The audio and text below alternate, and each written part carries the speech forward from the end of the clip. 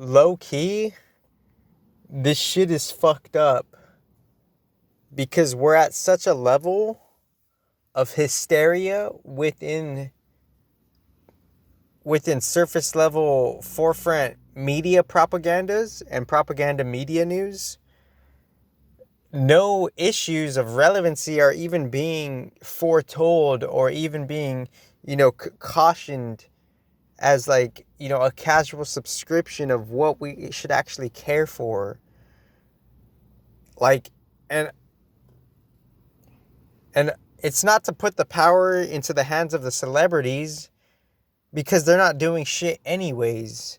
So if they're not doing shit anyways, like, we're giving them false power, because we're just like corralling ourselves along with what they have behind as their disposal. But it's not even about that at all, because they're such in a state of warpedness where they themselves are puppets themselves, casually, standardly, from a neutral perspective, that being what it is. They're not even like raising awareness to like what is even really relevant, because what's really relevant, they're not about it. So that's something standardly being pointed to as them being puppets themselves. So with them being like the puppets, they don't even know what the fuck is going on. So it's like, it's just kind of it's just a distraction because they're not necessarily pointing to something that's necessarily relevant to our benefit. So that's why this shit is low-key fucked up. And it's not about the fear mongering, and it's not about the fear tactics at all. Like, even though that is being, presented in different ways of energetics, and what do I mean by that? Presented in different ways of energetics. Well, fear being looked at as, okay, that's how it's being cooked up, that's how it's being surmised. And then the negative aspect of the fear is like, how someone's using the fear for like someone else to be in a detriment state. And then the positive aspect of fear is like just kind of like brushing it under the rug, and just kind of like pretending it not being there. And what do I really mean by that? Like, well, why would our subconscious, why would our unconscious, and why would our conscious even have a fear to begin with? Well, it's the instinct to survive. And the instinct to survive is, we need to know what's relevant, because if we don't know what's relevant, then the necessary insight and gnosis and intelligence will be swept under the rug, where if we are absent of that, we won't progress, and we won't grow in the most optimal way. And what do I really mean by that?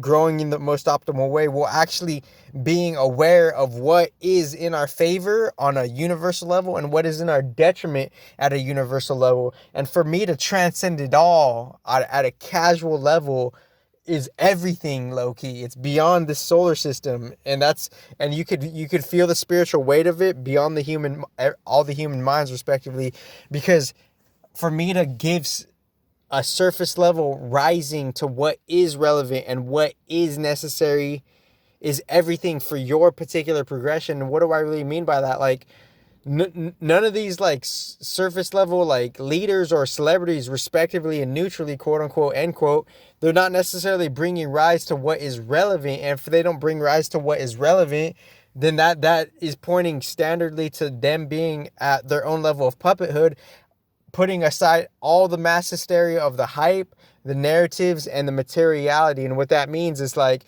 okay, we get what the hype is like leveraged to.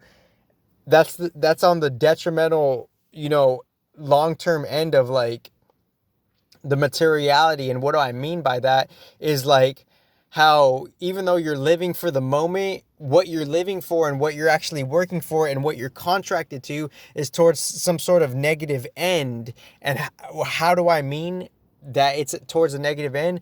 It's because you're selling yourself for something short that's not in your favor on a most simple standard level. So but my main point here is what we should be aware of is just like a chemical hygiene, spiritual hygiene, mental hygiene, which is the highest thing that we're taking for granted. And if we don't have that and we undermine that, then that's going to be our lack and our absence of the essence of our growth. And the lack and the absence of the essence of our growth, most ironically, is the foundation and the basis of pleasure and bliss, which ironically on the speed, crack, cocaine culture, we're all chasing for.